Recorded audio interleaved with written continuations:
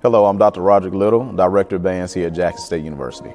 So the atmosphere of the vet is literally second to none. By being a part of the Jackson State University fabric and families as a student and now as a director, I've had the opportunity to experience it from many different levels. And it's something that you just cannot recreate. I don't care if you're a part of HBCU or the PWI.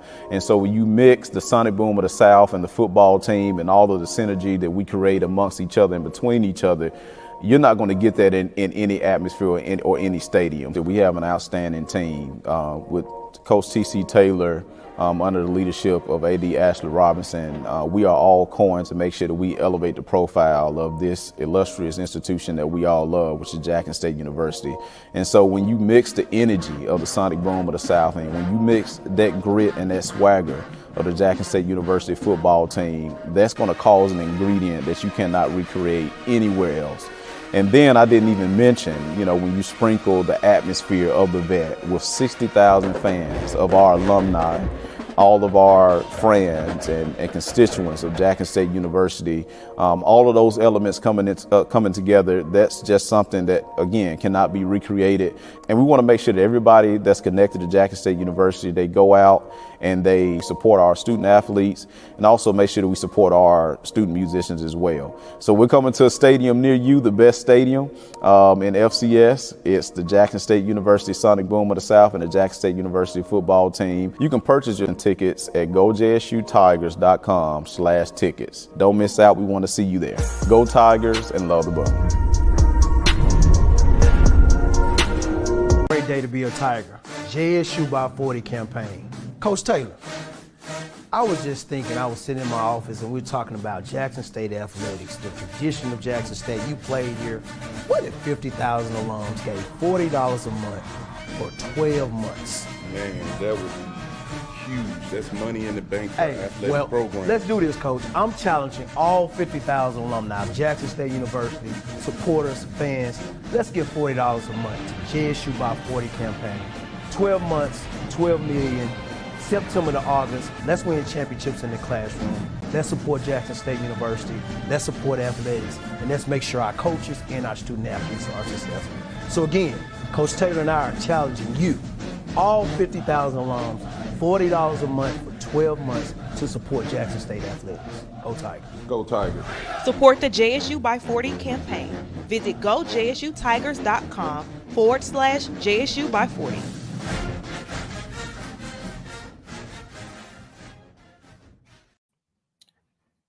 What's going on, everybody? Happy Monday, man. Just so y'all know, I'm on the phone with our guest, and he having a little technical difficulty, man. So y'all give me just a second. TD, what's up, bro? I'm gonna let you hold it down. So I'm gonna mute my screen. I just want to tell y'all that because I didn't want to be late. And let me help him figure out how to join the show. And I'll be right back, man. Look. What's up, big dog? Hey, you know what? I know you're happy. I'm going to just put this up here, TD, and you can talk about the event from yesterday, and we'll start there, bro. What's up, everybody? I'll be right back. I'm going to mute myself. Tiger Nation, good evening to you. Happy Monday, beginning of the work week. But we made it. We here. Glad for you to join. Come on in the room. As you come in, hit the like button. If you're not subscribe to the channel as you come in. Good evening, Brother Cubic, Brother KT Dub, all the heavy hitters in the house. Come on in. I see you, Brother Poe. There's a Cedric walking with us there. Now, hey, Miss Bunny, y'all come on in. Hit the like button, hit the subscribe button, hit the share button. We got a special guest for you tonight. What's going on, homeboy? How you doing, Mr. Lucky? We have anybody in the chat that joined the event, that came to the event yesterday? Man, it was a great time. It was. Yeah, I see you, Luck. How you doing?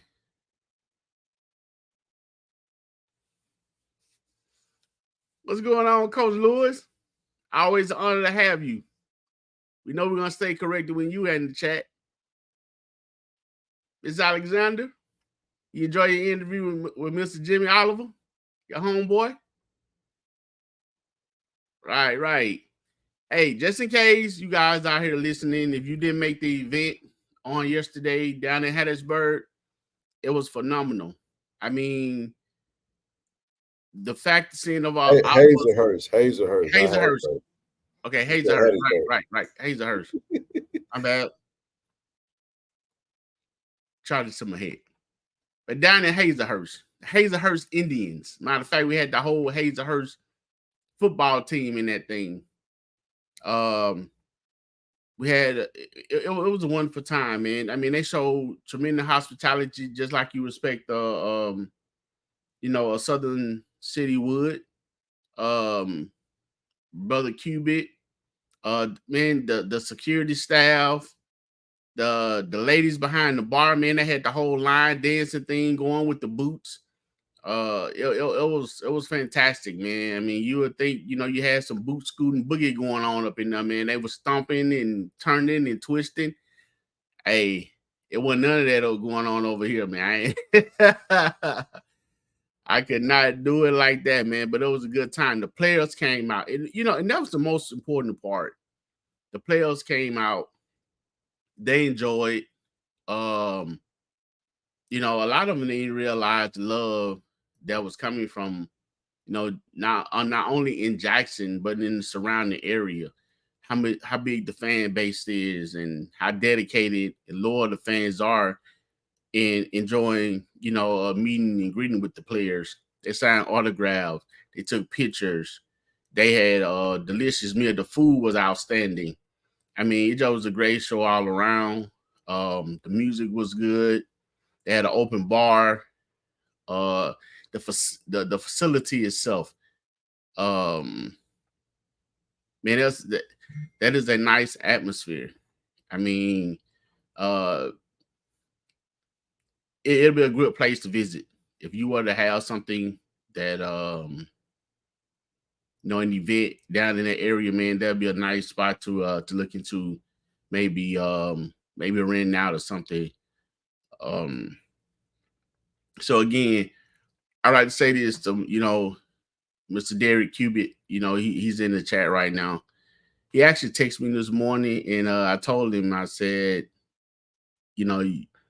only thing I dislike about it, he gave me a long, heart, generous text. And the only thing I told him I dislike about the text is the fact that he texted me before I text him, because the love that was shown, man, I felt like I was at home.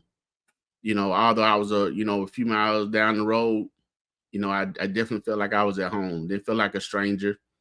And everybody that came through, they bought merch. They had, a smile for you, a conversation for you. I mean, it just was Tiger love all the way around. We definitely appreciate that. Shout out to my guy, KT Dove. He and I worked the merch for the most part. And man, what a job that was. But it was fulfilling. It was entertaining as well, because we got a chance to meet a lot of you guys. So if you was in the chat, if you're in the chat and you was down in Hazelhurst on last night to the fundraising event, tell me what you think about it. Tell me, tell us what we can do better. We always open to suggestions. We do it for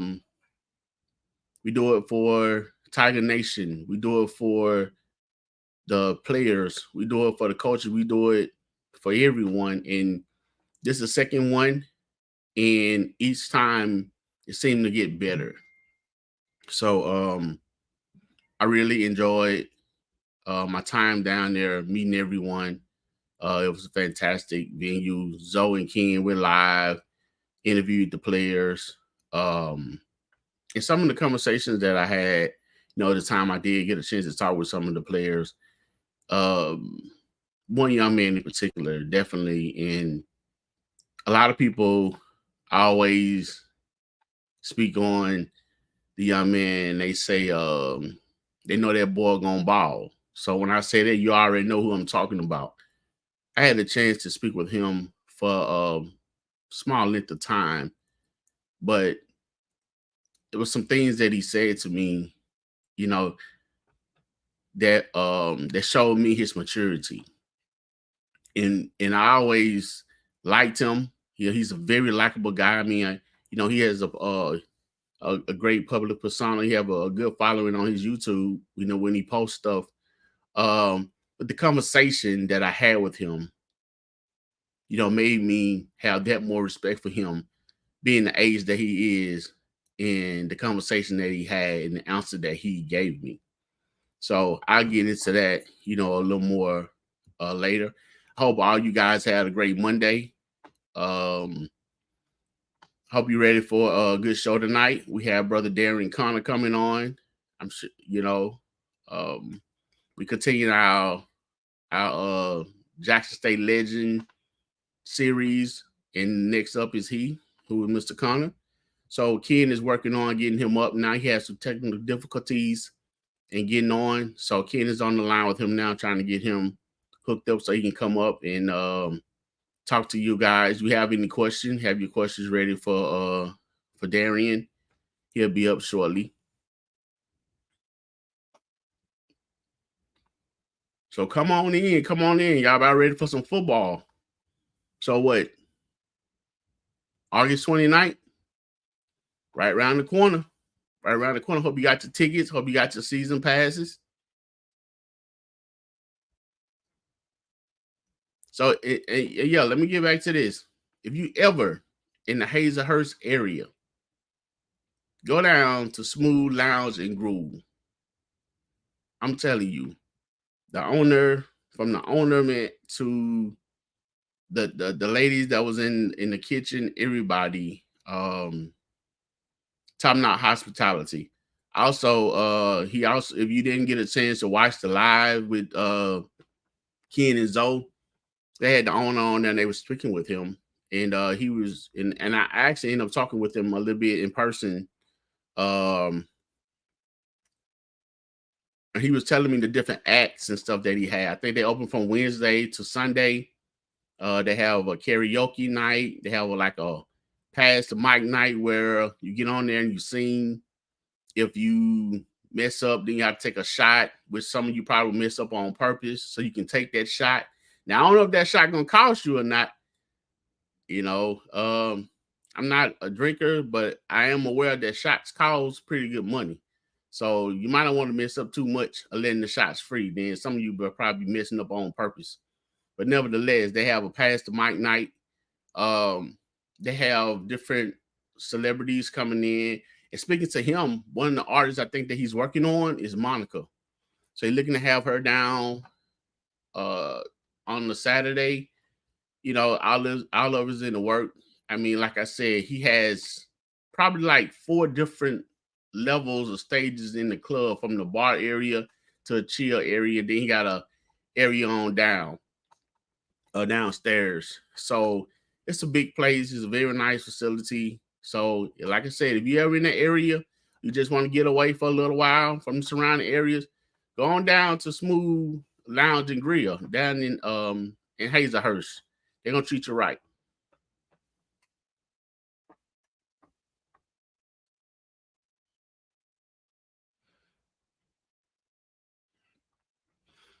Also,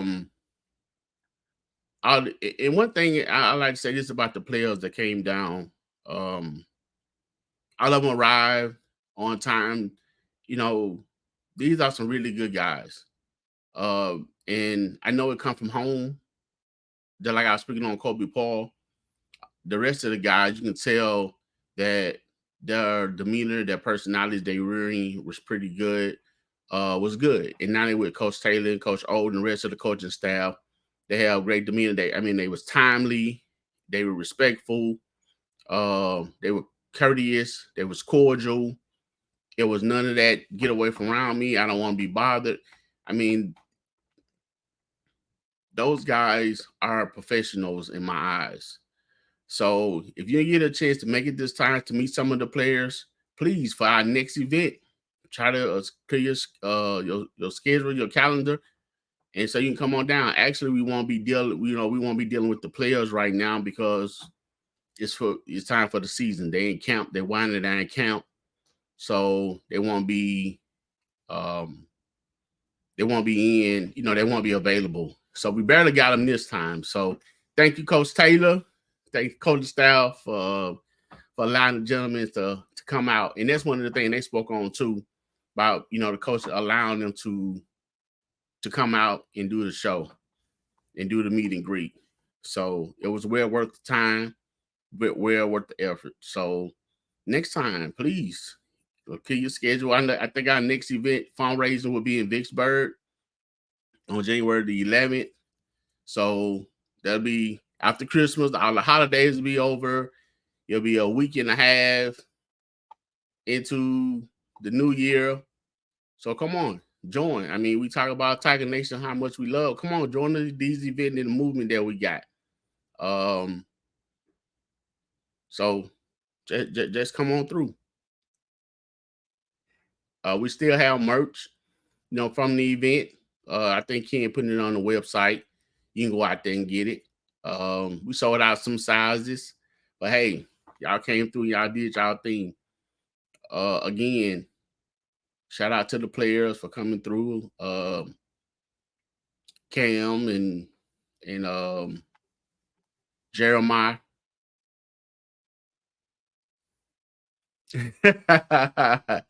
Hey, Miss Desi. Miss Desi always in the chat. Remember for 18 months. Congratulations. See something here. Hey, one thing I'm gonna say, I'm muted him as he actually you gotta create a new Gmail account. Listen, one thing for sure, as we doing this, all our legends gonna be tech savvy by the time we get done with this thing, bro.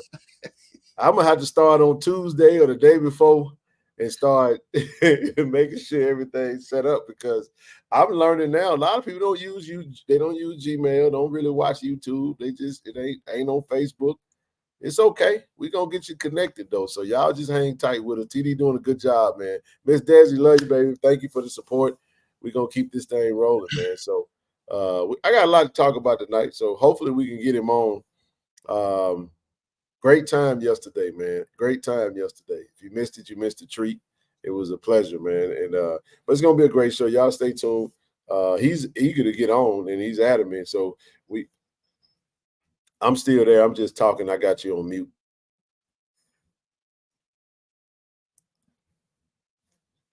Hey, so Tiger niggas, tell me this. What you looking for the most this season? What changes are you expecting? What's your expectation for Jackson State football this year? What you want to see? What do you think has been the most improved area from watching the recruiting? Talk to me. How many of you planning to come to ULM? We got a couple of the linebackers. Yeah, man, I'm telling you, boy, that been a thorn in our side for a long time, hadn't Mr. Coleman. Mr. Christmas. Yeah, man, linebacker. So I think that position is definitely going to be better. It's definitely going to be better this year. And again, I don't think we can do is speak on, the recruiting and what we've seen. Everything is really going to show once we get on the field. So right now, all we doing is just elaborating on, and kind of doing our own prediction on what we think is going to be due to our little football knowledge. So everybody wants to see a dominating defense. Okay. They want the dark side back. We all do, man. We definitely looking forward to, hey man, yeah, definitely the O-line. That's kind of where it starts, because if that O-line is not right, it can cause that whole thing to snowball because now you're not sustaining any drives. You can't run the ball. You 3 and out. And no matter how good your defense is, if you keep putting them in bad situation, if you keep them on the field more than they need to be, you're going to have a problem. Somebody eventually going to score on you. So, yes, you definitely got to have the defense right. Pass rushing, for sure.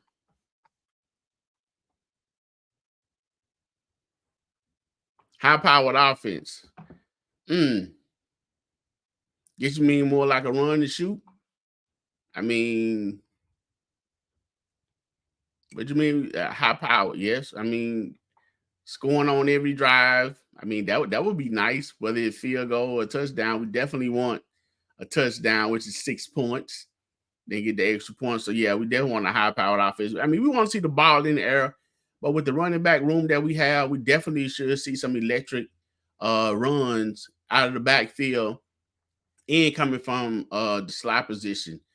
Because man, now that far as talent, skill position, man, that side is really low. Somebody want to see some head busting. Okay. Well, if you've seen some of the video clips,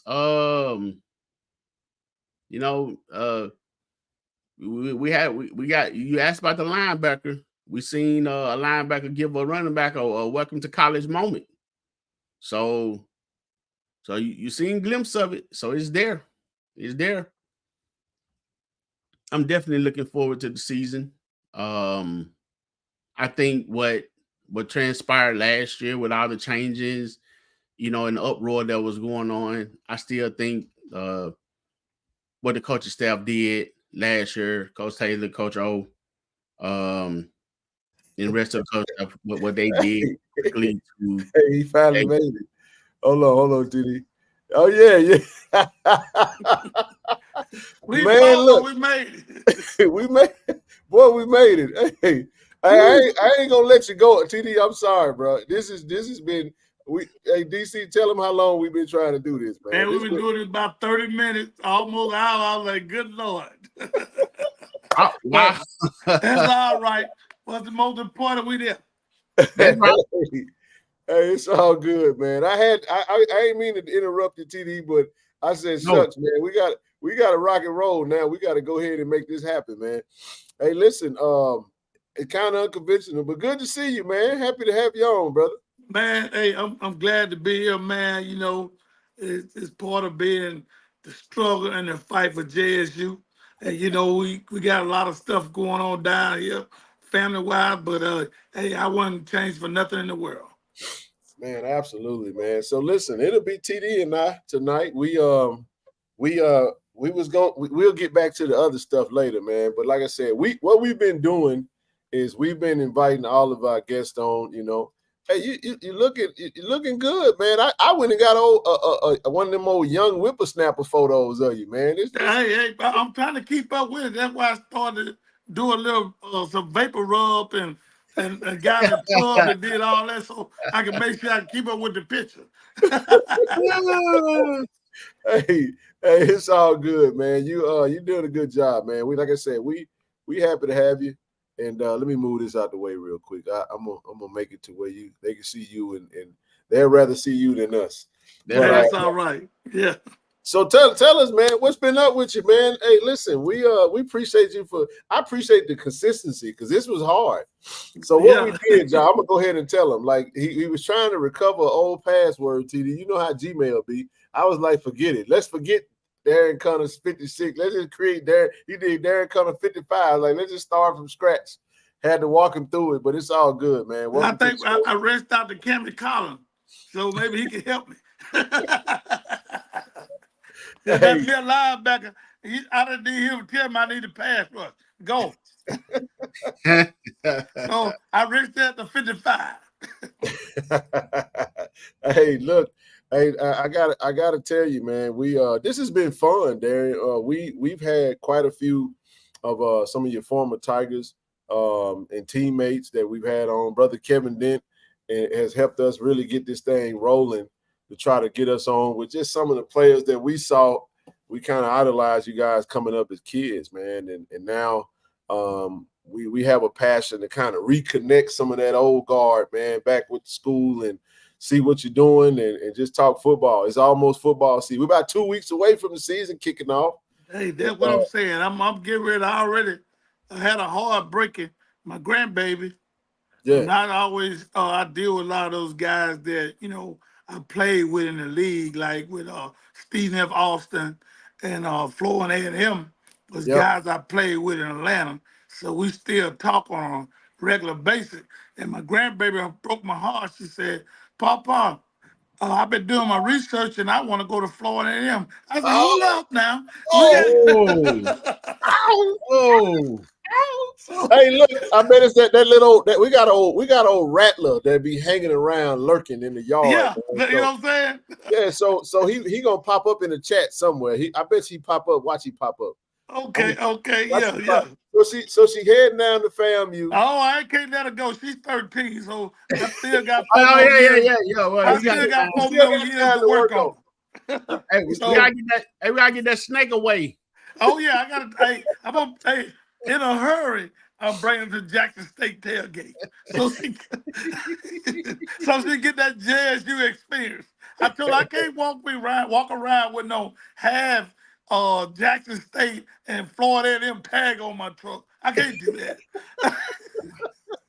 Yes, indeed, man. So TD, I'll let you get started with some of the questions. We're gonna have fun with it. We're gonna actually we're gonna talk about your time when you played all, before you went pro, your time at Jackson State, and we'll touch on that, get some Okay. thoughts on the coaching staff. You played under Coach Gordon, a legendary staff, Coach Gordon and Coach Carson and all the guys that you played under. But I'll let TD do the honors and get it kicked off, and then we'll keep you as long as we can, and we'll let you go from there. Okay, sound like a winner, my brother. All right, Mr. Connor, good. Again, thanks for joining us. We know it was a difficult little task for you getting in here, but you made it. Yes, So sir. we appreciate you coming on. And what this is doing for me, I grew up in the rural part of Kansas, Mississippi, and so I didn't, it was still the era where you only had 3 or 4 channels and stuff like that. So we didn't get out there much. And so as I grew up and started going to high school and college, I started getting more familiar with Jackson State. Around that, it was during that era where you guys were really in y'all glory days and moving on to to your pro careers and stuff like that. So what interviewing you guys is really helping me getting caught up with the past, glory days and era of Jackson State, with the 28 straight, wins and stuff like that. So again, thank you for being a part of that and joining the show tonight. One thing I wanted to ask, because I seen 2 different things. Some people, some of these internet search trying to put you in Macon, Georgia, but you Macon, Mississippi, right? Yes, sir. Prairie Point, Mississippi. I'm in the rural area too. Right now, I'm making Columba, Meridian, right here. Awesome. So I wanted to ask you, when during your time of playing, well, actually, let me start off here, because I had this question for later, but I want to ask you now. First thing, that when people talk about you guys, they always talk about your build. Okay. And the first thing people start off with you dealing with you is your physique, and the size of your arms, and the build of stuff like that. The question I have, I know you're a good old country boy. How much of that is genetics, or is genetic, and how much is you just spend a lot of time in the weight room? Well, a lot of it came from natural talent. You know what I mean? For us, certain things you can't teach, and that is the will to go out, tackle. I mean, come out of high school, uh, it was just natural running. That's where I was born and raised. How my mom, for his speed, make out lad, ran cows and horses late at night, in the morning, ran the trees and stuff that we had to do at night. So naturally, I had all the skills. For us, the weight is something I learned when I got to Jackson State. So I have to give the strength and condition. I mean, the condition. It was naturally the will to hit and want to hit somebody, want to play. That was all naturally. That's something that you can't teach. But for us, the weights, man, to make y'all laugh again, I have my man, his name Darion Eastland. And Coach Roberts told me, you know, they do this street, say, what you lift? I said, shoot, because we was lifting that what they call circular weights. It wasn't free weight. Yeah. So I put on, shoot, I said, yeah, put 225. I can go. Man, it fell dead in my chest. Get it out.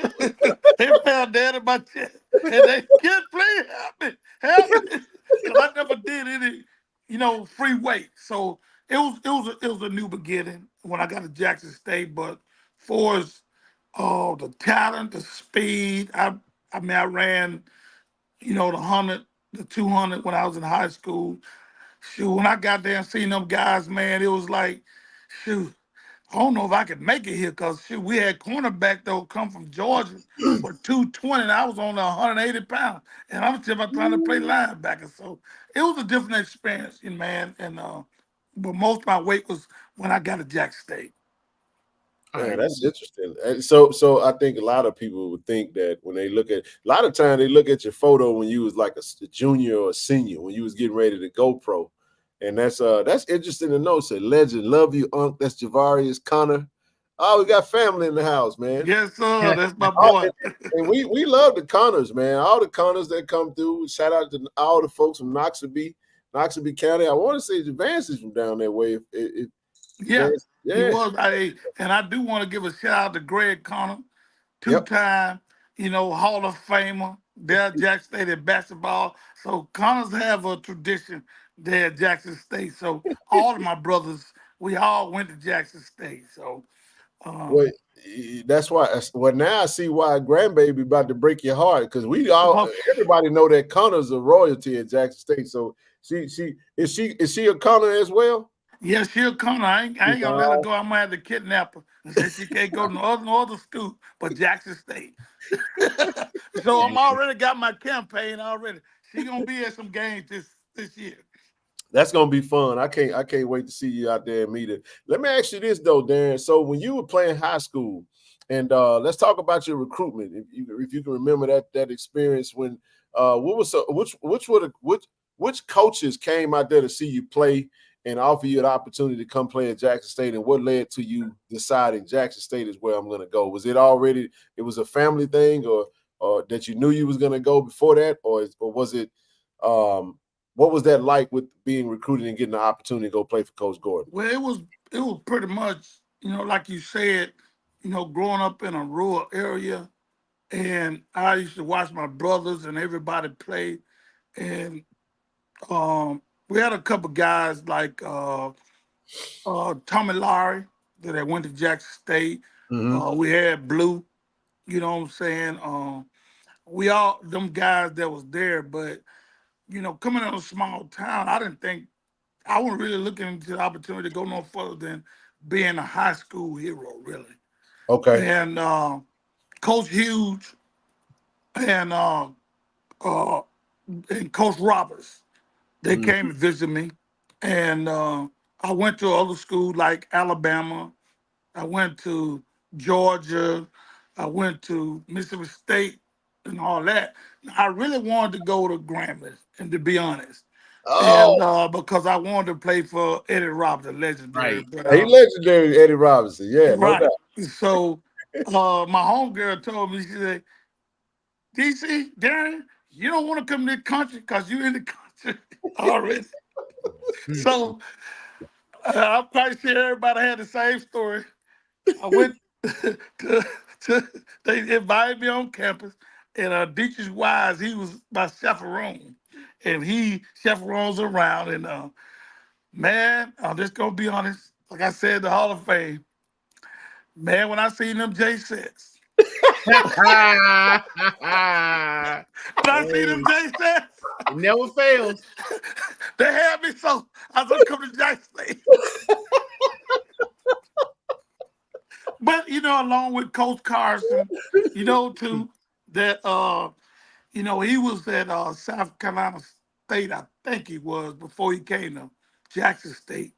And you know, guys like Apollo and guys that he, you know, caught, you know, a man with the Giants, that play. He coached a lot of good linebackers, Yeah.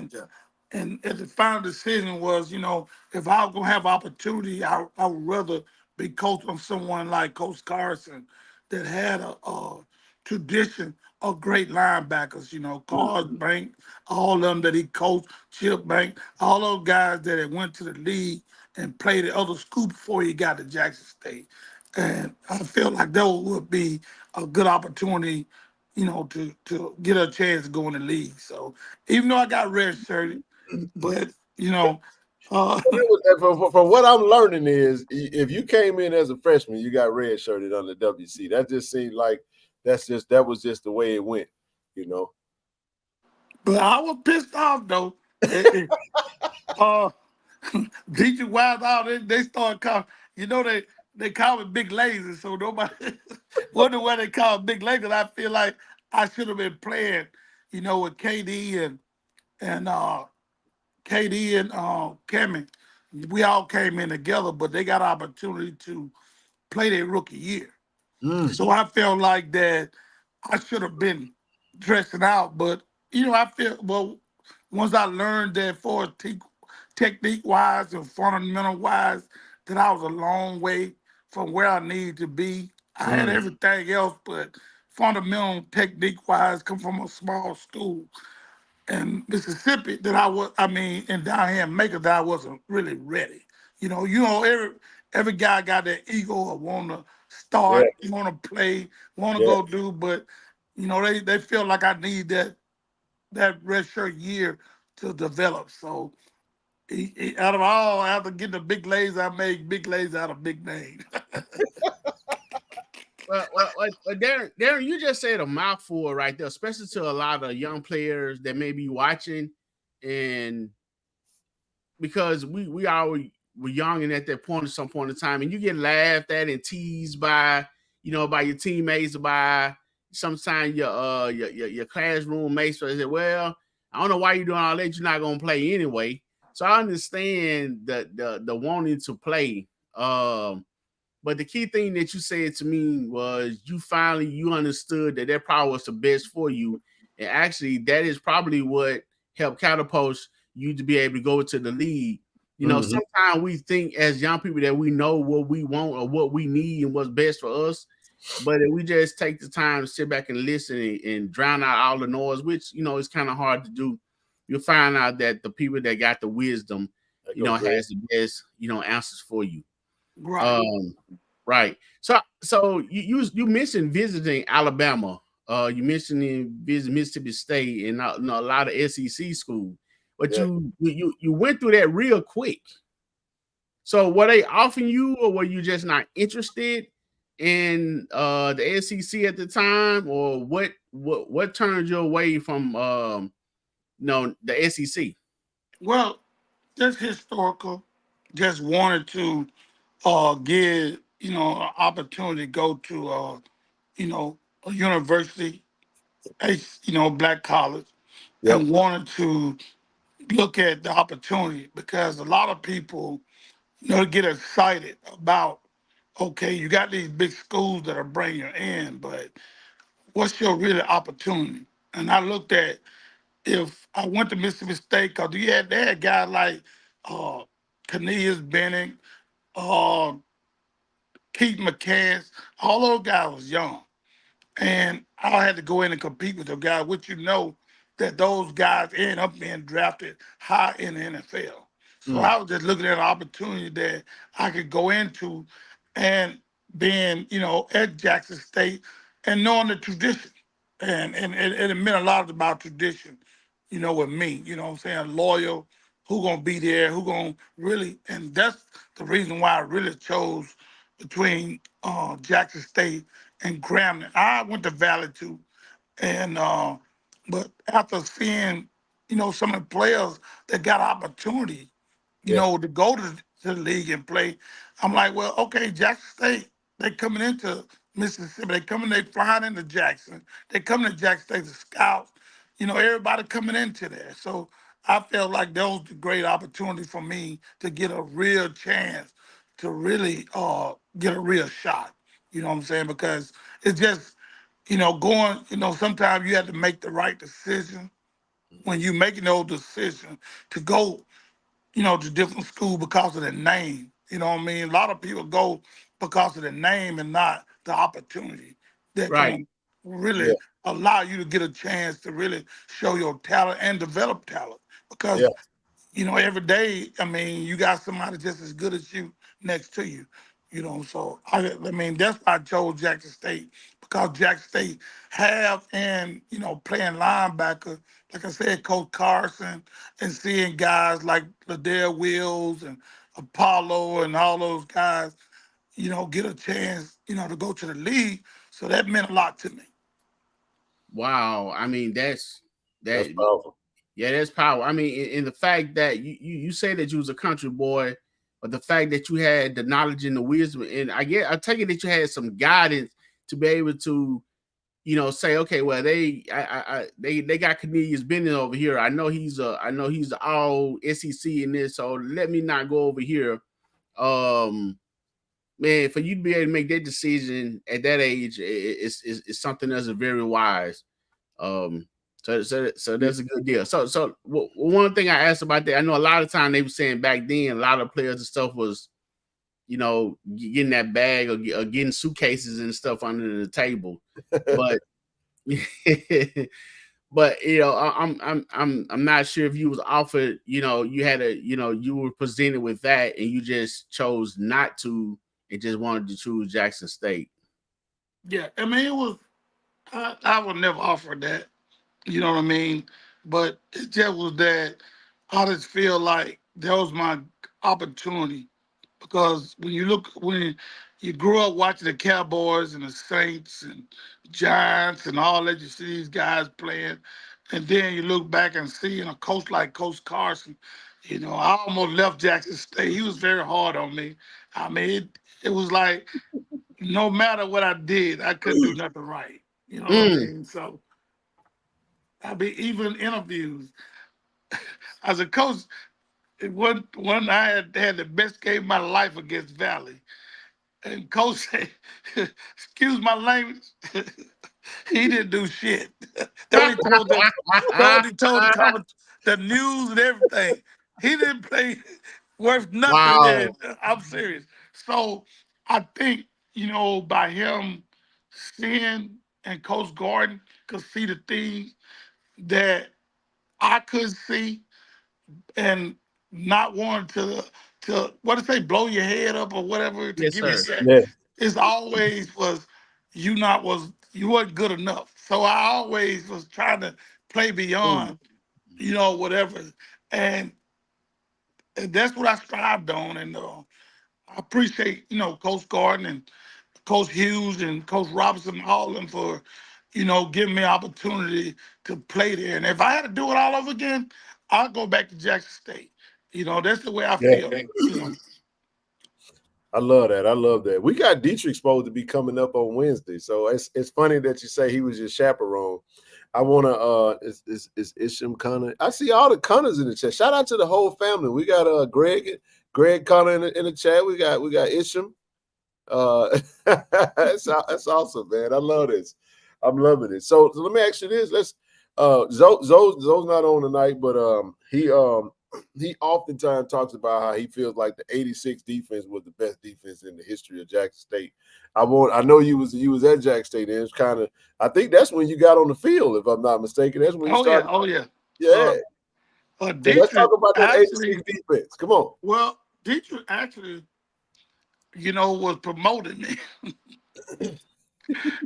Dietrich actually Oh, it said was '87. So well, either one, '86 86. or I '80. was playing special teams and stuff like that. And he told Coach Carter, he said, "Man, I think you need to put Connor out there." And Coach Carter said, "He ain't ready. He ain't ready." Did you say, "Man, you need to put him out there. Connor needs to be on the field." And I'm sitting on the sideline, and Coach Carson put me out there. And D's like, "Man, the whole show hope he don't mess up." So I get out there, man. I had the best game. We were playing against Grambling, actually, and we was losing. And I went out there and I got a sack. I got an interception, took it back for a touchdown. Wow. Changed the whole game.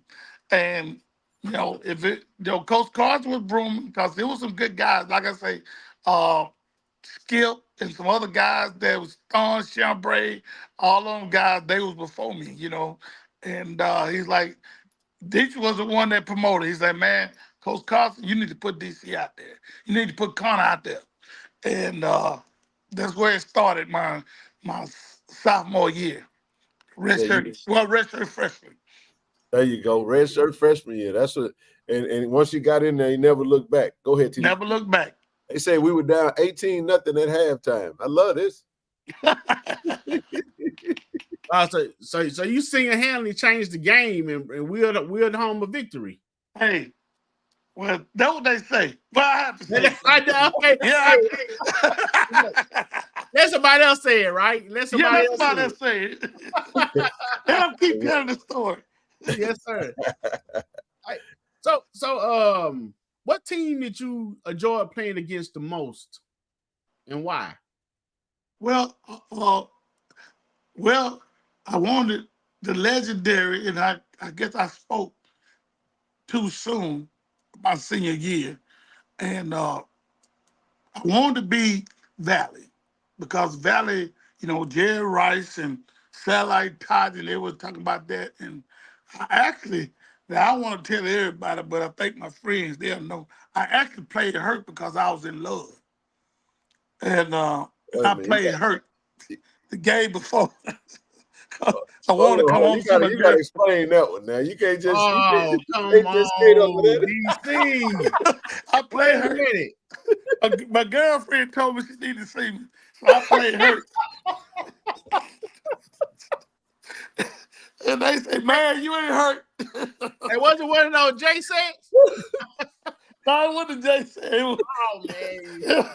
It was my high school sweetheart. So I playing hurt.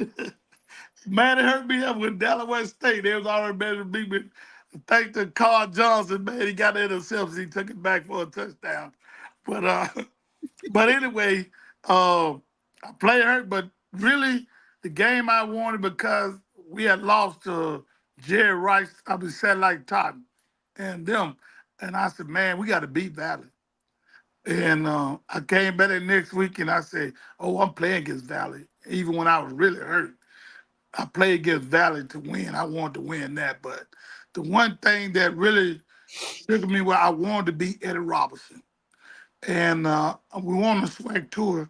And I got up and said that it's an honor and a pleasure to be at Jackson State for 4 years. And I won 28-0. And if I could, and we're going to beat Eddie Robinson. Well, that didn't happen. Eddie Robinson, they beat us. Oh, man. But yeah, man, that was that year, and you know, Valley, Southern, you know, I mean, all those games, you know, to me was valuable games because it was just the SWAC and what we honor and what we play and the tradition that we upheld. So it's not just one game, but that was the only game that I really wanted to beat Eddie Robinson and not be defeated by him and playing. So if I had to pick a game, I had to say Grambling. Okay. And who did you hate playing? Oh, well, shoot, that was every week. Hey, see, Darion, Darion just explained TD. See now, remember that conversation we had when we talk about Jackson State? I said I hate all of them. I hate all the game because shoot, we didn't never get on the field. Shoot, we'll be out there doing tour days, doing regular season. Every time we play in this way. Now, the game that I enjoyed the most was the game we play in this way. But every time we play in this SWAC, that was tour days. Oh, so you didn't like playing SWAC opponents because it made you practice harder. Practice harder. Them whoop booty sandwich and juices. That's the only thing we had. Soon we came from lunch, from the dining hall, we went right back to the practice field. Oh man.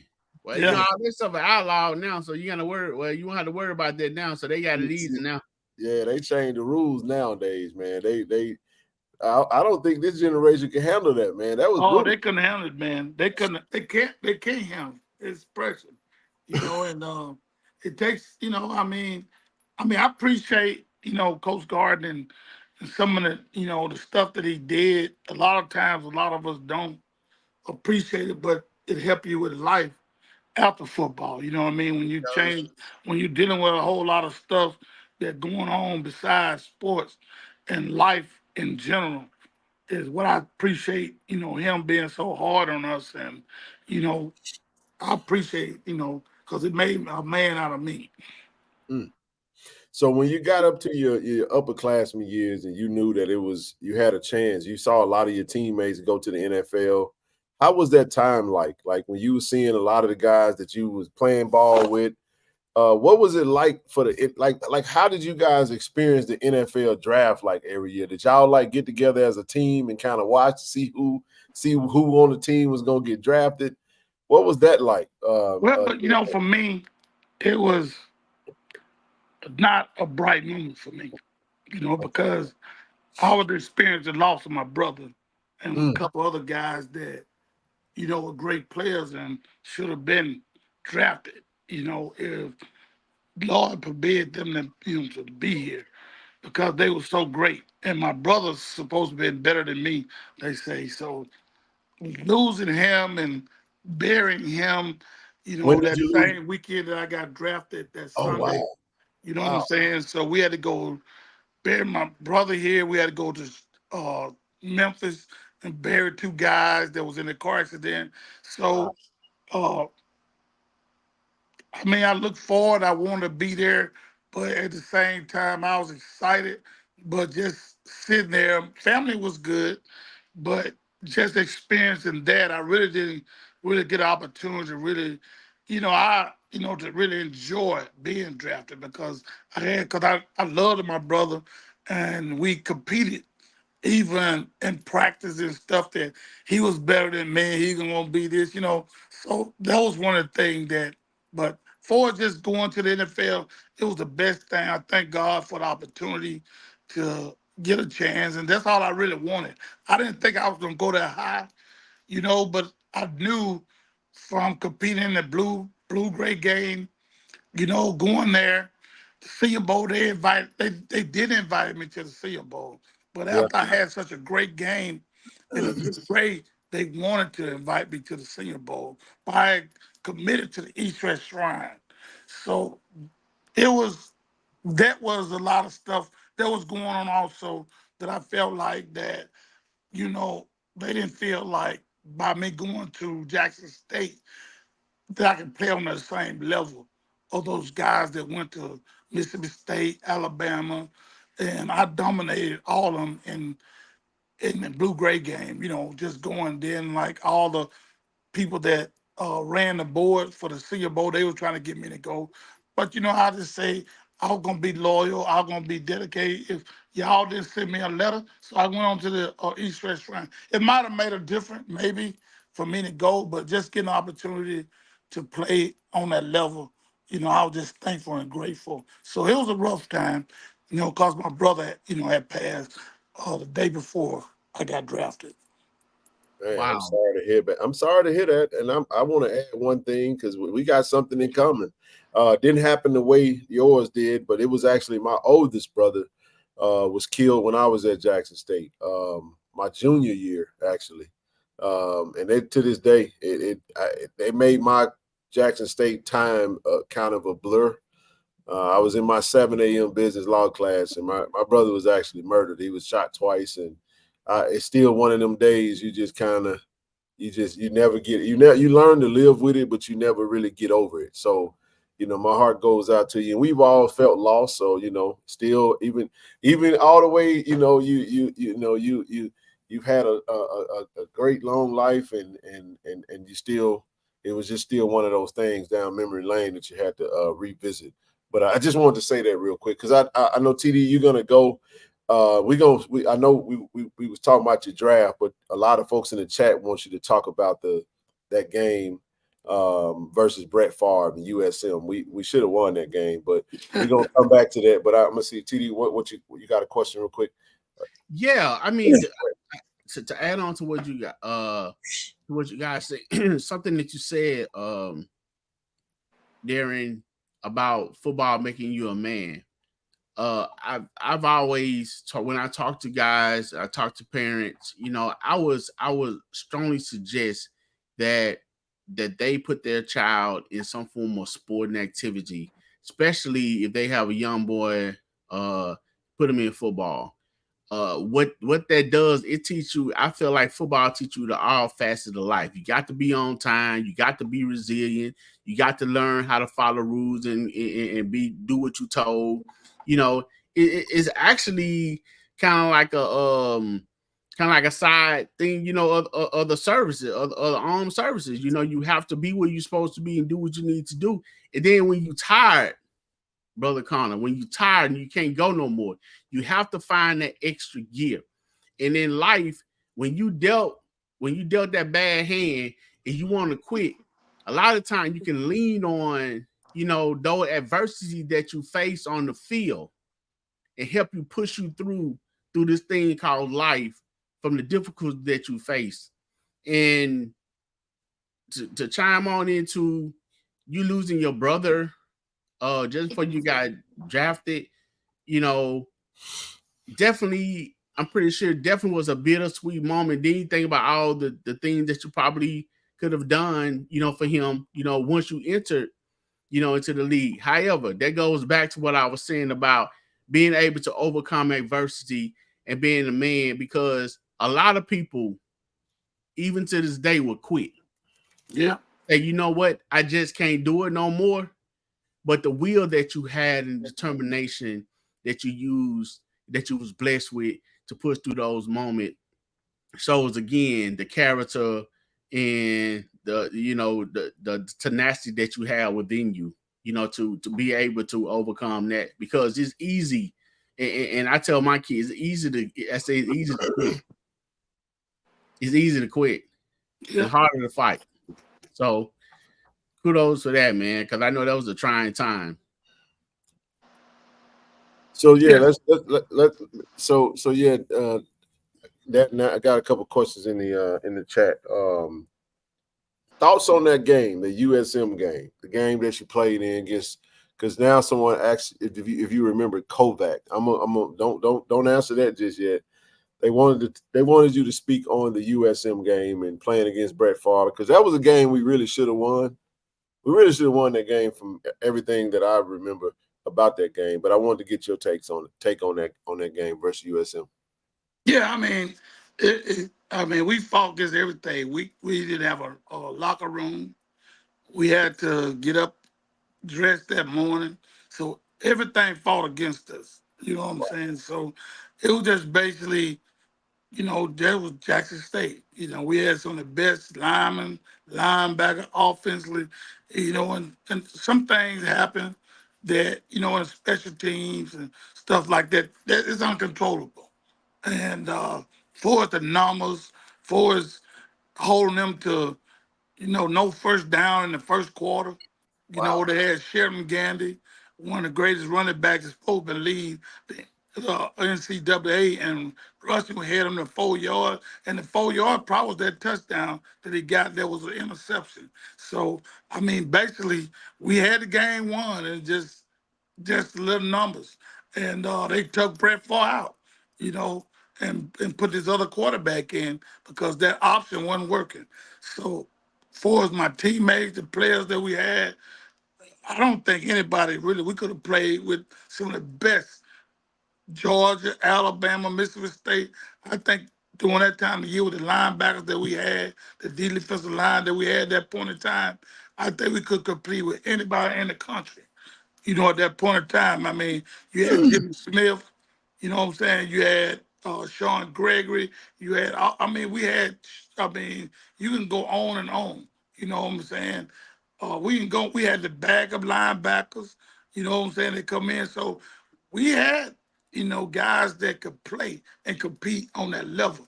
You know, even though they didn't get an opportunity to go to the next level, like I did. But I mean, those guys was good, man. I mean, I can go on and on. Tim Barnett. You know what Mm, I'm saying? Ron Lewis. You know what I'm mm. saying? I mean, the cornerback, the safety that we had. I mean, oh man, it's just the thing just didn't fall. Where we lost it. We lost in the special team. We had a good kicking game. We had everything that were in our favor. So it was just basically that, when it came down to the X and O's, that, the field goals that we gave up, and that's something that you can't control, you know what I'm saying? Before it's actually going out and beating them up and down the field, the locker room would smell like paint. You know what I'm saying? They wouldn't let we might have needed the J set to perform. We might have, but they would let the band on the field. So we were fighting against everything that we did tradition to go play. But it's just something that happened. I mean, uh, I talked to all those guys when I played with Brett Favre, running back. I talked to Smith and all those guys, and they was like, man, y'all had us beat, man. I don't know how we won that game. But offense and defense, we whooped them all the way down, up and down that field all day. But, they took advantage in the special team, kick return for a touchdown. And we had a fumble by the quarterback. And that was it. Other than that, the lead runner, Sheridan Gannon, he didn't have a 4 yards. He was the NCAA lead rusher. The entire game? Yeah, he had but 4 yards. Dang. Whoa. They said Lewis Tillman had more yards rushing than their whole team had, than their whole offense. Man, we walked up and down that field. We just couldn't put it in. So you say something, but and I know it become a cliche or sound like a cliche when the coaches are saying how important special team is. You look at the punter, you look at the kicker, they're on the sideline, saying majority of the game, but then it's very vital when when their number is called to do their job. Yep. So when the coach preaches special team, it's just not being redundant talk. It's very important. Hey, your teammate Lewis Leon Seal can attest to that. With Scott Norwood missing that field goal in the Super Bowl. Yeah. Yeah. So let me ask you this, Dan. You get drafted. You get drafted in 1990. We talked about the tragedy. Now you're heading over to Atlanta, where you spent 4 seasons over there. Let's So what was that like? Let's talk about your transition. You leave Jackson State. You had a great career. Now you're heading over to Atlanta to play some football. I know Houston Hoover played over there. You played with Deion Sanders and all of them guys that was in Atlanta during that time. Let's talk about your NFL career, and we'll start with Atlanta. Just kind of what was that transition like? Because most of the guys that we've had on, one of the things I've heard them all say was you guys' preparation. The way you guys grinded and the way you was prepared, it transitioned so much better. It helped you transition to the pros a lot easier. But I wanted to get your take on how was it from transitioning from Jackson State? Now you're in Atlanta, and now you're a pro. Now you're getting paid to play the game. Let's talk about that. Okay. Well, like I say, from the way we practice and we worked at Jackson State and how Coach Gordon, like I say, tour days, things that we did. When I got to the next level, it was easy. Mm.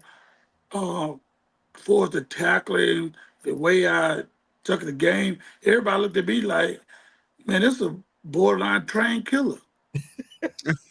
and, and George Glanville said, he said, this is a trained assassin. I remember.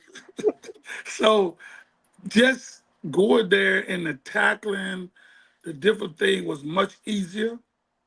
The hitting, the stuff that we did at Jackson State, that was abuse. But it made us get to the next level. And those guys like Houston Hoover, he told me, he said, man, I already told Andre Bruce and Marcus Cotton, my homeboy finna take y'all job. Andre Bruce was drafted first round in 1990 draft, him and Darion. And Yep. Houston Hoover told him, "Oh, my homeboy finna take y'all job." Wow. Just like that. And their tackling was totally different. Totally different. I mean, you can wrap a guy up and bring him down. They feel like they were the best tackle ever. But I tackled and I went, it exploded. They was like, oh my God. Because I was knocking myself out tackling.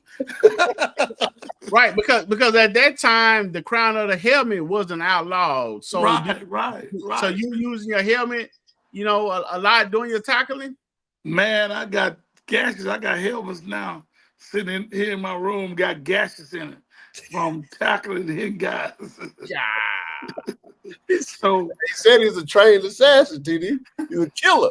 hey, they were glad Bill Covey said he's a borderline trained killer. He told Bill Parcells because they wanted me in New England. I mean, in the Giants, and they had called me actually to draft me, and they went back and they got I think the running back from I can't call his name, but they end up Glanville. He told Bill Parcells, "I got him. I got him." You missed out. So not only were you a nightmare for running backs and slot receiver, players like that, but you was also a problem for offensive linemen too, huh? Oh yeah. I mean, that was one of the things that I think that was gifted. That not only that I was a pass rusher and a hitter, but I could line up on any receiver and tight end in the slot, and I can cover them. So I thank God for the speed and the agility that I had. Like I said, come out of high school, I was running 100. I ran 100, and I ran the 200 meter in high school. And so that was one of the things that I did have, along with just hitting. I could cover any receiver in the slot. That would made kind of help even in the NFL. You know what I'm saying? I can go out and cover running backs. I had Johnny Bailey. That was one of the things that triggered when I was in the blue-gray game. I was in practice. I was a third string linebacker because they had a lot of other guys from other schools that were before me. And the coach, we ran a one-on-one, and Johnny Bailey, which was the Texas relay, whatever, in Texas running back, and I ran with him step for step. And the coach called him. He said, "Well, why you didn't tell me?" I said, "Well, y'all the one that brought me down and put me in, so you should." So I said, "You should have known." But you know how it is. Like I said, they look over us, and we're very talented. And I hate that happens because we had a small school, but there's a lot of talented athletes that should really get an opportunity to go to the next level because the only thing they need is a chance. So that was one of my things when I got to the league. Uh, Glanville, I already know. I mean, I just played different. I'm gonna go hard. It didn't matter who, what. So that was one thing that happened. And I love to hit. I even knock myself out. Like, one thing I'll say this real quick before I ask my next question there is that that's something you don't really see a lot of. A lot of TD is that a lot of football players used to run track. That was the other thing. Like don't see that often these days. I mean, and usually some of your greatest athletes that ran track. That's actually one of the best things you can do for conditioning, for speed. But did you run a 4? What was do you remember did you run a 40? What was your 40 time? Well, my best time was a 4.49.1, and I ran that for the Giants and the Vikings. And we talking about 6'3", 250 running 4.4. 256. 256. My bad. Get up here 6 pounds. Get up there. Man, that's unbelievable. Hey, look, listen, I'm 6'3", to be 256 right now. I take that. I'm just saying. But my goodness, And 256 running a 4.4 is insane. I mean, you know, to add to what you said, you know who that really applied to and worked for in the SWAC, Mr. Connor? I mean, y'all remember Donna Driver? Yeah. He Oh ran yeah, track. Don He ran Driver, down there, yeah, at all corners before he played. Terrence Small. Yes. You know, they had me cover Terrence Small in the slot. What? Yeah, the receiver, all called Terrence Small. That's crazy. Yeah, he played with Deion in Atlanta. That's correct. Yes, sir. Prime time. I mean, great guy. You know what I mean? How'd you feel when Prime took over at Jackson State? I know that had to be a surreal moment, man. I loved it. I love it. I loved it because I know that what he stands for and the type of player he is, and I know that he's gonna do something different. You know, we need that. You know, for the SWAC to bring something different for us, television wise, bringing money to the school, the stuff that we never really had. Even though we won games, we won just as much as game that he did in the time his tender at Jackson State. We did that at early, in the 90s. But just bringing that change, for the exposure, because we was on BET back then. When I had been, when we were BET, Right. then, you know what I'm saying? So, I mean, just having them there and giving exposure and stuff like that, something that Jackson State needed, for us to the players and getting recruit. I mean, Coach Gordon, I mean, sure, he was a hell of a recruiter. You know what I mean? Guys that would come, I mean, from Florida, Chicago. I mean, for comparing him to Coach Gordon, because I never really played for anybody else other than Coach Gordon. I see that when that new program came in to bring players into the league, ILL, whatever they call it, um, Coach Gordon recruited on that level then for the SWAC. You know what I mean? So, I mean, I had to get my, from the coaches that we had. I mean, I go down a list, not just Coach Gordon, but Coach Pete, you know what I'm saying, Coach Jones, all them coaches. I mean, we had our fun and we could sit back and laugh and joke about all of them, but everybody had their character, but, they got the best out of us. And that's what I commend, you know what I'm saying? For Deion, bringing and changing things for the publicity and bringing, recognition more to the school. It was good. It was a good thing. So I just hope that we can keep that tradition up. Hey, and something that you said is Zoe always say, far as my gosh, it just went by me, Ken. No, that's okay.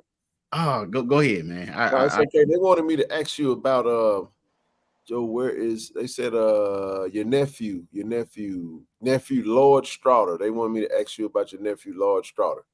Well, God bless his soul. You know what I'm saying? He passed and gone.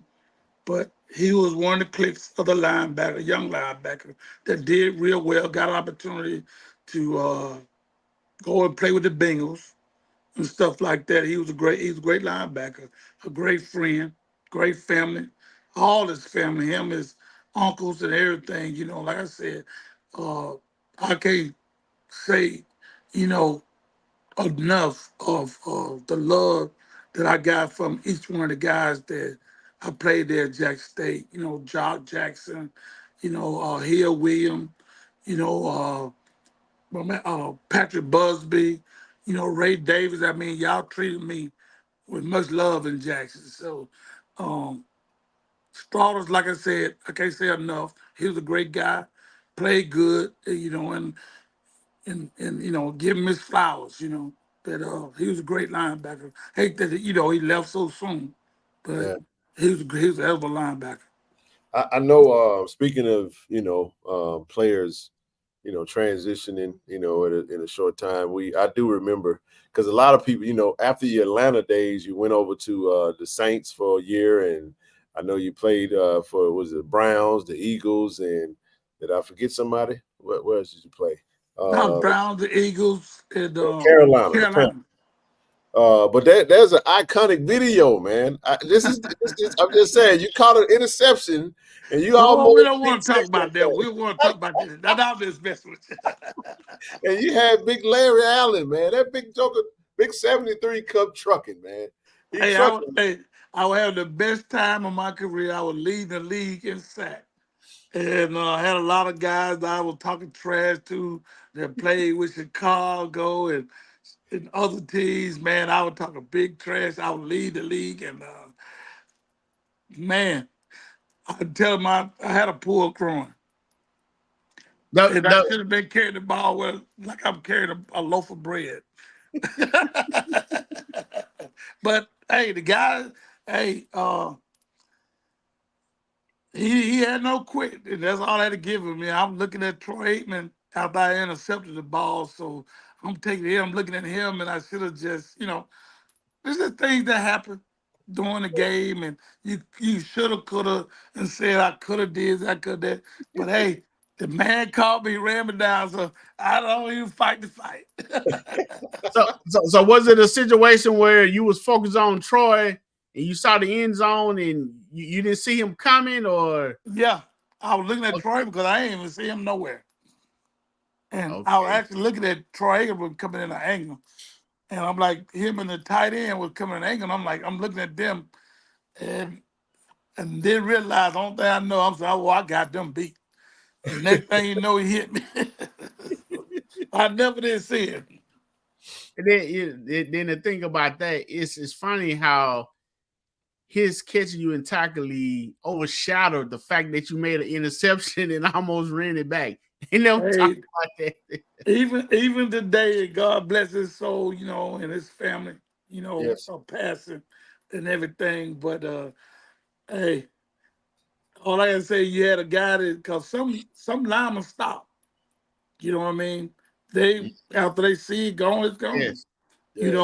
But he didn't stop. He was determined to make a difference. So hey, it just happened. You said something then by, again, let's speak on that tenacity and they never wanted to quit. They never quit attitude. For him to run you down like that.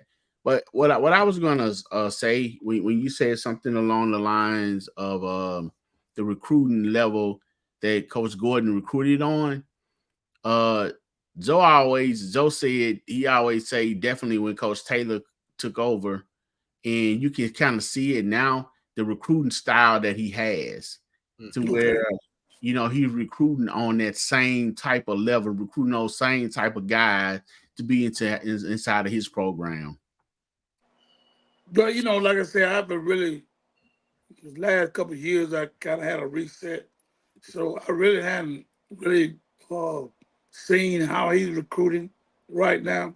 So, but this year I will be more in tune into Jackson State, the support to see what talent. I mean, I talked to some of the guys that I played ball with that live there in Jackson, and they say he did a heck of a job of good recruiting. So I feel like if he could just take, everybody want to do their own thing, but if he could take that format of, I feel like Darion set the stage.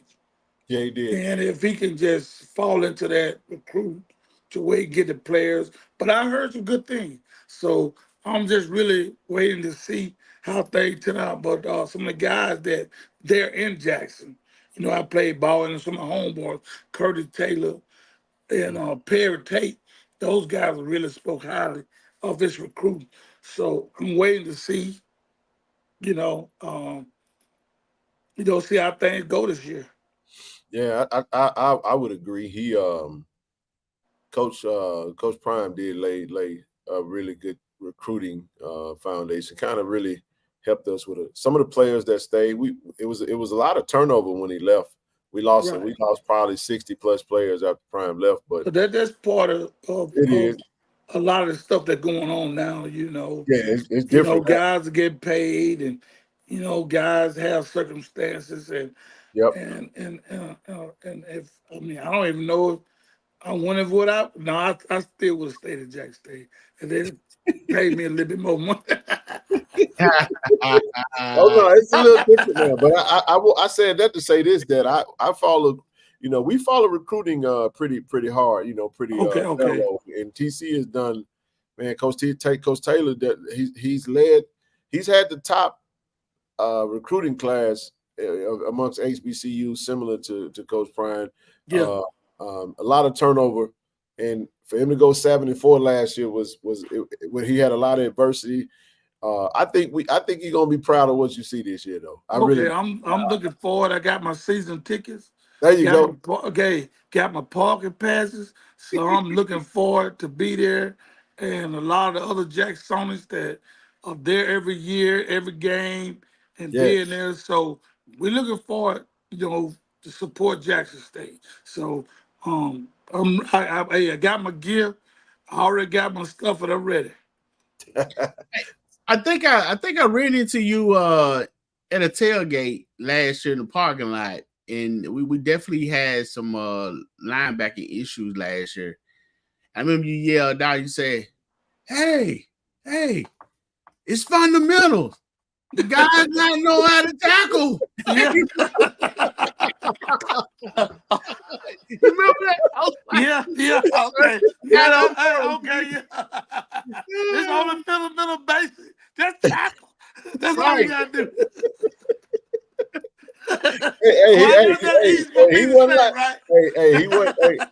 Since we mentioned your former teammate and our previous coach, he said, you might not like what I said, but I wasn't lying. I wasn't lying. He wasn't lying about that. Hey, look, but I'll say this though. You're gonna like the back. The linebacker room is gonna be solid this year. I'm telling you. Okay. Yeah, they're gonna be solid this year. We got a chance to go to the first scrimmage, and I got a chance to go to practice today. They building. I love what they're building. They laid a great foundation. Okay. Well, I'm looking forward, and I'm definitely not coming because I'll be talking some trash. And I got my grandbaby coming with her because I want to, allow her to motivate her for us going to college, and being. You just went mute.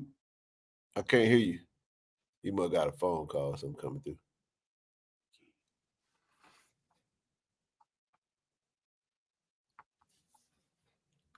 Jackson State, but that was a phone call. I just want to get them get that experience.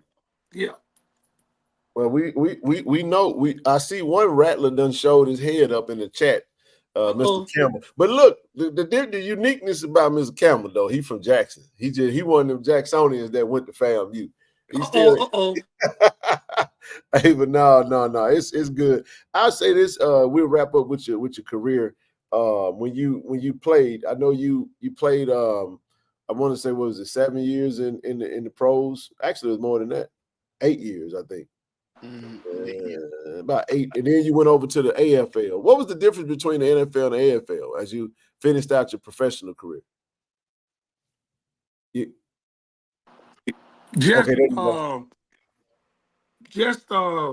Arena football was fun. It was most in my latter part of my career, and I was just enjoying the game. Yep. It was different. It was much faster. I had to learn how to pass block, on offense. You had to go both ways, conditioning wise. So it was just a latter part of my career where I was just really just having fun. There you go. Hey, last question. You take it away. Yeah, I would ask you, what would you say was your most challenging moment? What was your stiffest competition? What player, for a good old country word, goaded you? What, who made that? Who brought out the best or the worst in Mr. Darion Connor on the field? Whether it was an offensive lineman, a running back, or a quarterback, or. Well, I have to say, playing, from college to going to the NFL, I had some guys that were very challenging. And I went against guys, even my homeboy, Jackie Slater. You know what I'm saying? Had to go against him, You know what I'm saying? And he was off of the tackle going against him with the Rams, and he was a hard guy. And I mean, I can go around the league, I go around the college, and say a lot of guys that I played against, it was very challenging. But I was always, was willing to meet that challenge. And preparing myself and get myself ready, from game to game. But I mean, I can't just specifically name a guy. Although say Carl Byron, how they when they say welcome you to the NFL. Okay. Carl Byron, I went in to hit him, and man, I went in for he ran me over. So it all happens to the best of us, man. it happened to the best of us. You know what I mean? So it was always telling, but I would have to say, really, Carl Byron with the Cleveland Browns. And I had the best game of my life. I mean, she had 3 sacks on Barney Kosar, and man, but I went up there, hit that big joker, man, that took a ran over me. So that was my welcome to the NFL as a rookie. Wow. Somebody said it, they said they heard you. I seen that, and I've seen this in a lot of photos. You had your hands on Joe Montana, man. They said you knocked Montana out of the game. Seemed that was one of the few highlights. Well, that was one of the moments that, I guess everybody from my hometown was a big Jerry Rice fan. They weren't no Falcon or nothing like that. So I had like sponsors the church and the community, to come to the game. And it probably was 100 some people that came from here. And everybody was going for the 49. At On my your house. dime. So On that was your my rookie, and to get that rookie sack, and that was the best game because he never was sacked, for the whole 2 or 3 years.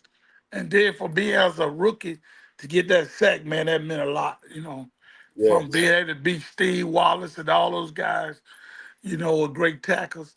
And to beat them my rookie year, man, that meant a lot. So Before we get ready to let you get up out of here, is that so when you look back over your time playing in Jackson State and the pros, do you feel like you got everything out of football that you feel like you could have got, or do you feel like you left anything out there? Did you finish the game with an empty tank, or you feel like you still had a little bit out there that you feel like you wanted to accomplish? well, you always as a competitor. Yeah. That's the hardest thing to get to a point in your career. And then they say, well, your step is not fast as you used to be. Yeah. You know what I'm saying? So we knew there was younger guys coming in the league that was more faster and speed. So that's something that you had to, but I had the best. I thank God for the opportunity, to get a chance to play because everybody don't get that opportunity. No matter how good they is they're on college level, but to get opportunity to play and not just play but start, Yeah. for 7 years out of the 8 years, and then left there and had a great, like I say, having fun and arena football, won a championship. I mean, I did all good Lord allowed me to do, so I'm happy. I don't regret none of it. Or do I feel like I left some on the field? No, I didn't. There you go. Amen. Love Amen. that. I I love love it. it. What's some advice you have for some of these younger guys? Because it's way different. You came from a different era of football. I think there's that every now and again you get a good few tough ones, but we got some good Tigers over there right now. If they were watching you, what would be your maybe some words of advice for them in this new era? This is a different time now. They can get paid. They get NIL deals. There's this transfer portal. They can go to a different school every year. What would you say to them about, what it means to still be a Jackson State Tiger today? Man, to wear that hat again and to say I'm a Jacksonian for life, if I had to do it all over again, I'd still go back to Jackson State. Because Jackson State gave me a chance to get on that level and to play and to go on to the next level to play at Jackson State, which I didn't think that it was possible. coming from a small town. But I just encourage every guy, man, just go and live life and enjoy it to the best. We don't know. Some of us gonna get drafted, some of us not. But if you can learn life through college and those things, it's not only gonna take you further on the NFL or college, but it's gonna take you further in life. And I just thank God for getting an opportunity, like we said earlier, the restriction, the get up in the morning, going to sleep, all those things gonna prepare you for life. Even if you got to get up in the morning and work, if you got to go to a normal job, even if it's gonna encourage you to go and get your degree, get educated. You know what I'm saying? That ain't not making it to the NFL. That's not a failure, but it's an opportunity for life. And I encourage every player at Jackson State to go out there and play and be the best that they can be, because only not gonna just teach you NFL, but they're gonna teach you about life. That was awesome. I can even you blessed me with that too. It makes us we still doing it to this day, still getting up early, going to work. We got to grind, and we appreciate you for taking the amount of time that you've taken to try to join us. And I appreciate all you guys. And this has been fun, man. Thank you for definitely stopping by the show. I'm happy. I got the opportunity. It's an honor. Appreciate y'all guys to have me on, and hopefully that we can get some more Jackson State players and get them in there and let them share their story. You know what I'm saying? Because those young men and older men, they need to hear that life. You know what I'm saying? What is really truly is, because it's not what they think. And it ain't easy. It might encourage some person out there right now that's struggling to make a choice or decision. Hey, I was redshirted. I was benched. You know what I'm saying? But I never gave up. There you go. And we ain't gonna never quit. Don't quit. Love it, man. Brother Connor, I want to say this: you, for the younger person in me, and for the athletes that's out here now playing, the words that you have spoken tonight has been very encouraging and very touching to me, and I appreciate that. And I definitely hope that some of these players that may be listening or they may go back and watch this be able to take something from what you said. You spoke a lot of wisdom then, and I definitely appreciate it. The last thing I would like to say, I'm not sure how, maybe it was a year or two that you played with Mr. Kevin Dent, but he'll be going into the Black Hall of Fame on the 2017. Actually be the first September. Well, he's already been inducted, but they'll have the ceremony in Canton, Ohio, Black College Football Hall of Fame. Okay, cool. Love it, man. That's my boy. That's my man. KD, my man. No, I just gonna ask you, to speak on that a little bit if you have any words. Man, he's well deserving of being there. And like I said, we came to Jackson State together. We had love, and fortunately that with his ability and his skills, that he was able to go beyond redshirt. And I had to give him his flower every time I see him. He's a bad man, and I love it. Go, KD, do your thing, man. I love you, brother. Thank you. I don't hate. I celebrate your commitment and what God is doing in your life right now. Amen. Thank you, Brother DC. Hey, I can't wait to meet you. I now know you got your season tickets. It's on and popping. Hey, let me give a shout out. I don't know my boy. I supposed to give him a shout out. He's a Mississippi College guy. He's a big Mississippi College guy. Ricky, love your brother. I know you're watching, but he's there. Him and his uncle, Lord, Jackson State supporter. But he always gonna tell us, he say, y'all ain't won no championship yet. Tell him to hold on, because 2024 just might get him one. Thank you. All right, but man, I sure appreciate everything, man. Right. Tell me to keep supporting and donating. We'll get there. Okay, we'll get that, man. We're gonna make it happen. Have a good night, brother. All right, man. God bless y'all, brother. Y'all be Yes, blessed. sir. Thank you. Yes, sir. Man, that was nice. Woo! That was a treat. Yes, sir. Oh man, that was awesome. I like that. Yeah, that was outstanding, bro. That was outstanding. Look, I want to do this real quick, y'all. Not this weekend, but next weekend. 2 weekends from now. 2 weekends, like literally. I want you. So I pinned this in the chat, y'all. I pinned this in the chat. Make sure you guys, if you're gonna be in Jackson on the 24th, we got that football fundraiser called TC Taylor, man. Make sure you guys get your tickets, man. Get your damn tickets. Get your tickets. But anyway, let's go back and reflect, man. What an awesome interview. Hey, look, a little unconventional the way we started, but we had to make sure the guest of the hour, man, was gonna be able to get on successfully. His chaperone, we got him coming up on Wednesday. We got Mr. Dietrich Wise, man. So I'm looking forward to that interview as well. And then Friday, we're gonna have Brother Fred McCray on. It was legendary punter. We're just talking Jack State football, man. TD, we 2 weeks away from football. Listen, dog, do you know that 2 Mondays from now, it's gonna be game prep week? I'm gonna say that again. In 2 weeks, when we doing that Monday night show, we're gonna play ULM that Thursday. It's game prep week, baby. It's on. Look, it's here now, TD. Ain't no waiting. Ain't no. I'm just saying, ain't no running now. But that was a treat, man. That was a treat, man. I've heard so much about Darion Connor, and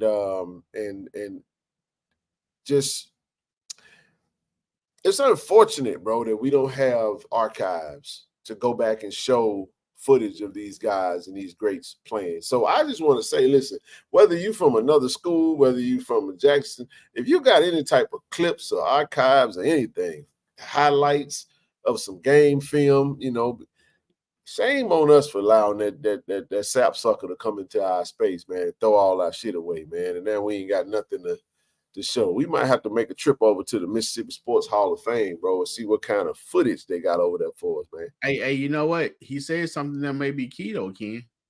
What's that? Grambling. Yeah. And maybe, you know what I'm saying? I mentioned that today. I was talking to Brother Travis, and we was over at the press conference for Coach TC today, and I was like, man, we might have to go to some other schools and literally like see if they got something that we could probably grab, man. I would love to see. You have to, man. Coach Eddie Robinson and there we go. He said the 1988 Circle City Classic on YouTube, in which him and did play. I'm gonna watch that. I'm literally gonna watch that when we get off tonight. I'm going straight to it. I would love to see that. I didn't know that. Thank you, brother. Listen, start posting them. Email me all the clips. I want them. If you don't know the email address, KC-1400mediagroup@gmail.com. Whew, man, what a show. I do want to say this. That was a treat, man. Great job, man. Great questions. Just want to reiterate again, man. Thank you to everybody that pulled up to down in Hazelhurst, Smooth Lounge and Grill. Shout out to the guys, man. Cam, Kobe, Jacobian, Jeremiah, Irv, Isaiah Spencer, K1, 1K. Appreciate brother Derek Cubitt and the whole crew down there, man. The cooks, all the way, man. It was just a fantastic outing. Appreciate you, TD and KT Dub. Hey, bro, we worked, man. We worked from start to finish. You know what I'm saying? And it was just it was a unique thing. Shout out to Miss Doris again for bringing us them sweets. You know what I'm saying? Oh my goodness, man! I'm cookied out, bro. I feel like I done gained 5 pounds eating all of them. I ate all of them, but I ate a few of them. So have I, bro. You're not by yourself, man. Yeah, I ate a few of them motherfuckers, man. So I'm gonna hit it hard this week, dog. I got a few more to eat. I got a good few more to eat. I'm just telling you, man. But you know what I did, Ken? I advertised. I've taken some of them. I've taken them to coworkers. You know what I'm saying? Of course, I don't know if you seen my post on IG that I did. Again, Ms. Doris, thank you. We appreciate your time, the effort that you put in. You cooked a whole lot of cookies because there was a lot of cookies in that box for us, and then you provided some for the players. So you know the time and the effort that you put in, and all the ingredients are not cheap. No, they're not, man. When you get the cookies and baking, man, all the ingredients is not cheap. So again, thank you, Ms. Doris, for baking the cookies and bring them to us. You're a lady of your word. Matter of fact, I gave Greg the great one. There you go, right there. Great event. Right. So thank you again. So go, you guys go shop with her. Go shop with her. You need any cookies, cakes, all that good stuff. All that good stuff. Thank you, Ms. Doris. I know you'll be in the chat. Definitely appreciate you. Listen, and for anyone that has reached out to me, whether via email, today's been a busy day. I will return any communication that's sitting out there lingering. We are going to run the pre-order. The pre-order ends today. I know we were supposed to. We're going to run it all the way through. Brother KT Dub put me to work. Yes, indeed. But listen, just even if you don't miss the pre-order, what we're going to do is we're going to shut it down tomorrow because we got to go ahead and get it to the printer. Once we get it to the printer, we'll go ahead and start submitting those orders, and they should be relatively quick because we made those shirts. So from there, I'll get the inventory of what all was tallied up. We'll get it to the printer. You'll get those shirts in a couple of weeks. It'll be before the season starts. And then we'll order up. Once I order up, I'll be able to update the inventories completely, totally on the website, and you'll be able to purchase them from there. So we just wanted to make sure we was able to get you guys that wanted to get the merch. Go to the website now, KC-1400 Media Group. Actually, it's KC-1400media.com and shop with us. Man, I had a great opportunity sitting down with Coach Manny Ramirez. I shouted you out on Tiger Talk, TD. I don't know if you watched the interview, but I told him that you was a big Broncos fan, and I know he played it for your Broncos. But this is a two-part interview. Both parts are out right now. Had a fantastic time talking to Coach Manny. The interview was actually before the camp started, but it's still all the info just was spot on, man. If you haven't had a chance, this is a phenomenal interview. I'm telling you guys, man, and not because I sat down with him. It was just what he had to say. I always enjoy listening to them talk. So when you get a chance, bro, you go ahead and check that out. Well, yeah, I have planned to check it out tomorrow, man. Y'all be giving me with these to be continued interviews. I be wanting to get all of it right there. So I definitely will have time tomorrow, Monday. You know, I like to make sure I have everything in order and situated, but I definitely going to take the time and sit down and watch because I'm interested in hearing what he had to say. And we need all of you guys, man, to go to Tiger Talk. Go to Tiger Talk at Tiger Talk _TV.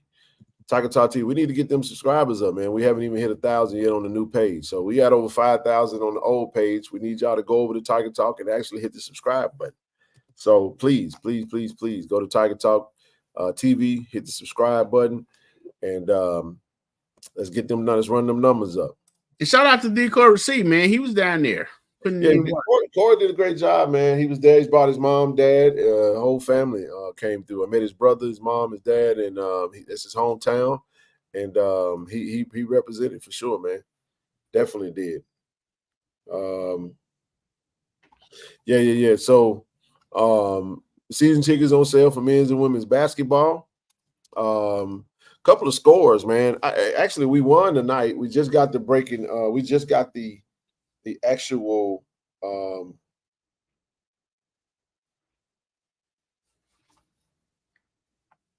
We just got the final score for the other game, TD. That we had a third game, and okay. The final score for that game tonight was we won 105-96. We beat Puerto Rico, the LBP triple digit Blue All Stars. So we played the LBP Blue All Stars. So we scored 105. They scored 95. Jamie Mitchell led 5 players in double figures. Jamie Mitchell had 17 points. Ramel Mansell had 16, 8 rebounds. Jalen Tatum chipped in with 14 points. Dorian McMillan, true freshman. He's a stud. A stud. He had 13 points and 6 rebounds. Kevion Hunt had 12 points, and Dylan Canterville led the team with 8 rebounds. We finished the night shooting 42% from the floor, but only 28% from the 3-point line. Brother, I'm gonna get with you after the show, baby. I can't I don't text while I'm on the show. I'm not gonna respond. I'll get with you after the show. I'll rap with you. I got everything covered. Just let me get through. We shot 75% from the free throw line. A pretty good game, man. But to go out there, we would played 3 exhibition games. The one game that we lost by 2. It was a close game, but almost 3-0. I like it though. It's 3 exhibition games, and they showed up and showed out, man. So shout out to the men's basketball program, man. Yeah, man, it seemed like it's going on kind of early. It's an exhibition. Okay. They over in Puerto Rico. Hey man, Coach Mo got them putting that work in, man. I really like the team that he's put together. This team has the opportunity to win the SWAC, man. If we play and stay healthy, we got this team is deep. It's loaded with talent. And keep in mind, Deshaun Ruff is not even playing right now. They held him out of these 3 games, and neither his the young man, Juan Reyna, I think the kid that we brought in, the guard, the shooter. So there's still some quality play. Well, it's still the crop of the guards are still not even playing right now. So just imagine when we start playing out of conference. I can't wait to see this team play, man. It's going to be outstanding. So kudos to them to go 2-1 in Puerto Rico. I want to say a huge shout out to Michael Tinsley, man. Michael Tinsley is over in my old and listen, I used to live across the street from his college, bro. And I did in Austin, Texas. Concordia, for those that don't know, Concordia is in Austin, Texas. He's the new Concordia he's the cross country and track and field head coach. Michael Tinsley, Olympic champion, 2-time Olympian, silver medalist for the 2012 Olympic Games. He was served as assistant coach for the Tornadoes last spring, but now he's officially the new head coach. I know he's gonna love living in Austin, Texas. Great city, man. Great city. I just wanted to shout him out. And he became an Olympian while he was at Jackson State, wasn't he? Yep. Mm-hmm. Yeah. Congratulations, brother, Mr. Tinsley. Well, he was. I don't think he was. I think so. I don't know if I think so. There or might have been right after, but right. But congratulations to him.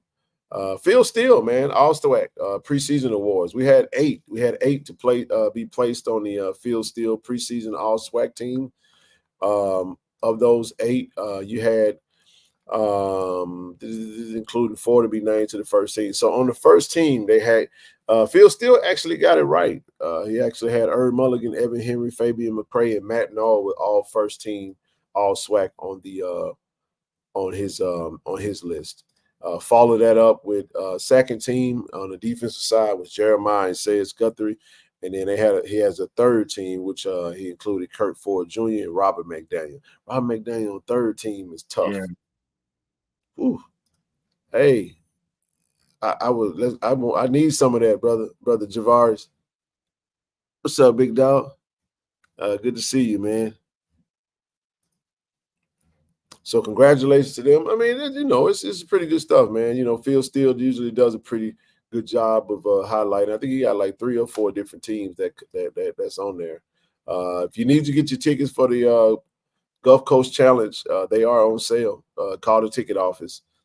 Tickets are $40. They can be purchased at JSU box office. hey brother JC, that's your assignment now, bro. I need you to get them VHS tapes, bro. We're gonna get all that footage. We get it converted to the to DVD or no MP4. We're gonna get it converted to MP4 so we can put it on a jump drive and we can upload some. I need that. Get them. Hey, next week, man. This Saturday. This Saturday, you got the merge. It's happening this Saturday. If you haven't gotten your tickets, it'll be a good time to go and get them bad babies. It's happening this weekend. It's gonna be awesome.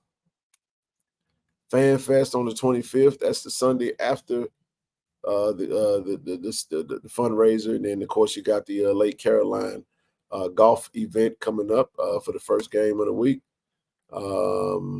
You got literally only 3 days left, unless the bus done filled up for you to get that transportation to the ULM game. We won't put that up next show, but hopefully you got your transportation squared away, man.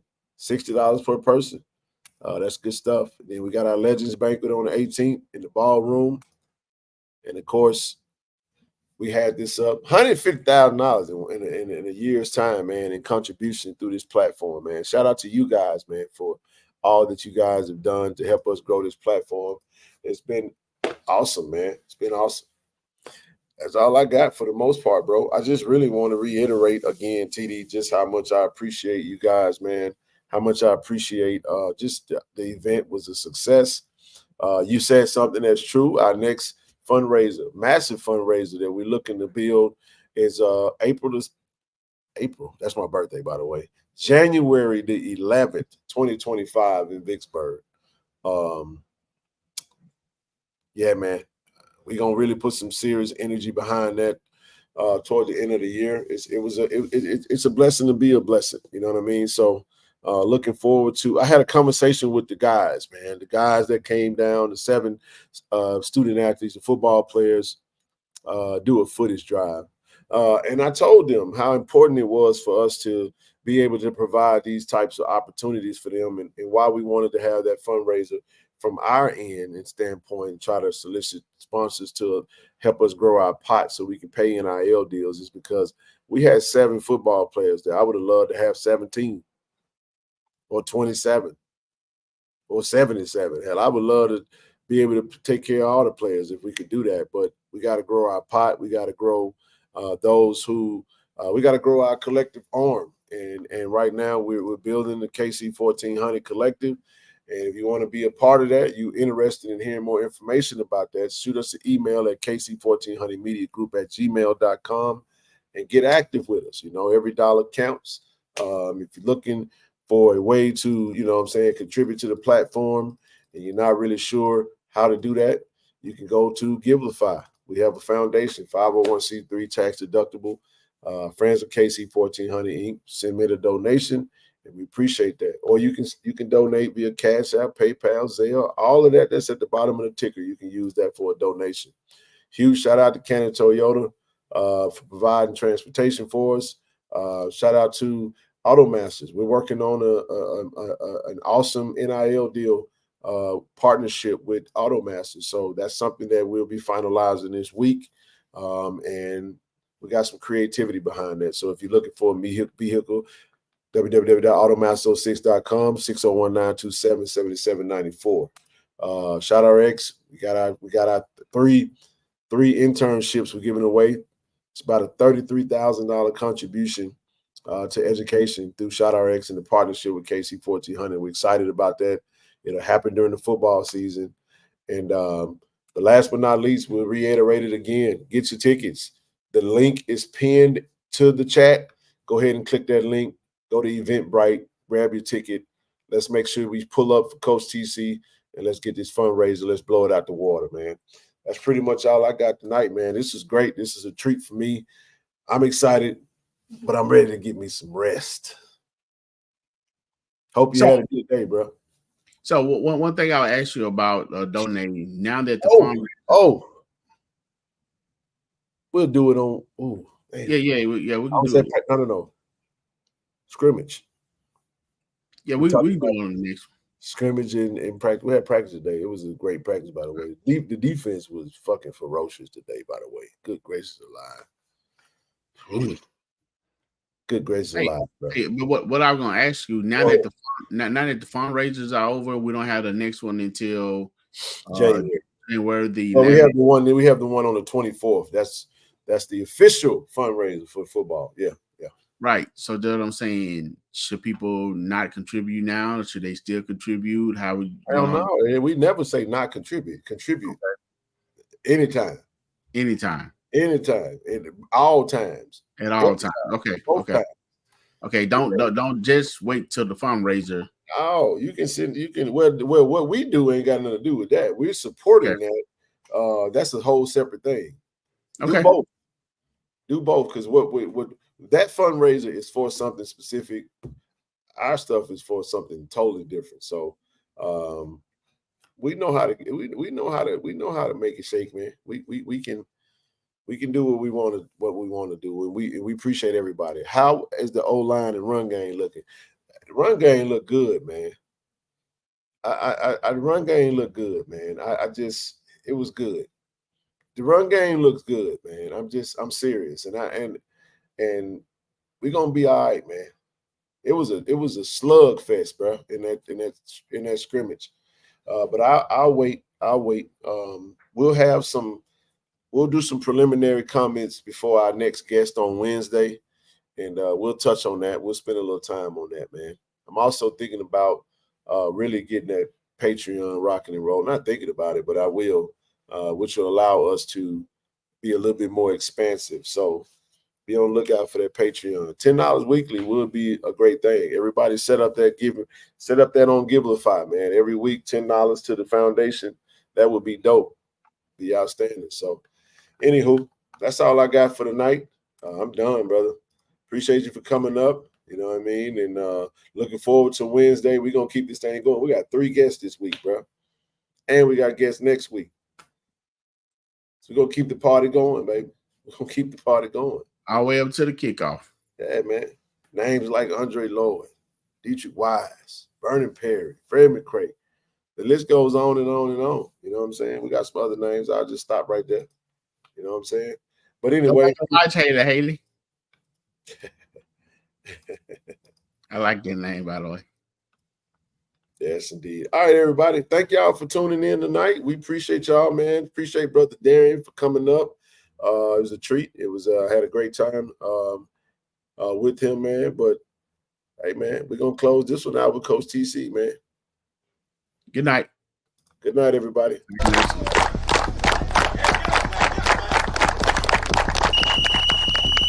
Can we keep this energy for 3 weeks? Yep. That's all. Can we keep this energy for 3 weeks? Real dogs can. Can we maintain this for 3 weeks? 3 weeks. I'm pumped. I'm jacked right now. I'm trying to contain this. Yes, sir. Yes, sir. I tell you what, I'm excited about the next couple of hours to see y'all fly around. Yeah. Let's go get it. Let's go get it. Play fast. Everybody should play fast. We got enough numbers out here where you should be at 100 miles an hour every snap. 3 weeks. 3 weeks of work. What did we talk about? Process.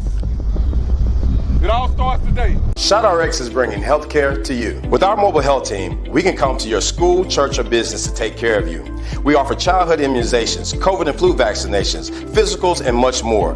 Don't put your health off. Welcome to Care and Compassion. Welcome to ShotRx.